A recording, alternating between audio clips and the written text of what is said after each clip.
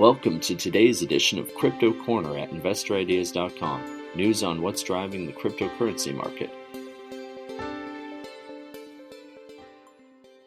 Hey everyone, this is Sam Mowers here, and welcome to episode 437 of the Crypto Corner podcast. For news today, Bitcoin has dropped alongside gold and silver. Grayscale Bitcoin Trust has seen a 90% asset increase.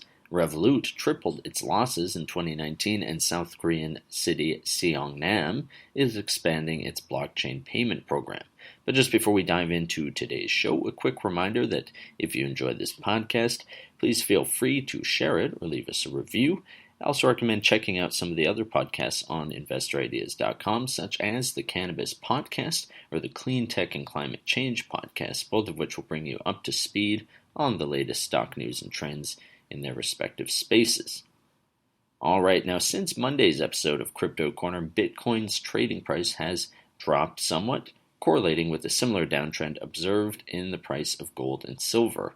While peaking at about $12,000 on Monday, Bitcoin got as low as about $11,220 on Tuesday, but has since risen again to around $11,560 at press time. That's according to data from CoinMarketCap. Bitcoin's approximate shadowing of gold and silver, of course, has historical precedent, as it is often seen as a store of value alternative to fiat currencies like the US dollar. Crypto investment firm Grayscale Bitcoin Trust, which trades on the OTC under the ticker symbol GBTC, has seen a net increase in its assets from $1.87 billion at the end of 2019 to $3.5 billion by the end of the second quarter 2020. That's a 90% increase, and that is according to a filing with the Securities and Exchanges Commission, or SEC, dated on August 7th. Now, this surge comprised an increase in Bitcoin held from 261,192 just at the end of 2019 to nearly 387,000 on June 30th, coupled with, of course, the increase in Bitcoin's trading price. Elsewhere, CNBC reports that British fintech firm Revolut lost $139.6 million in 2019, which was triple the $43 million it lost the year prior. Now, the firm, which offers banking and trading services through an app, including cryptocurrencies, sustained these losses despite having nearly tripled its total user base in 2019 to 10 million from 3.5 million in 2018.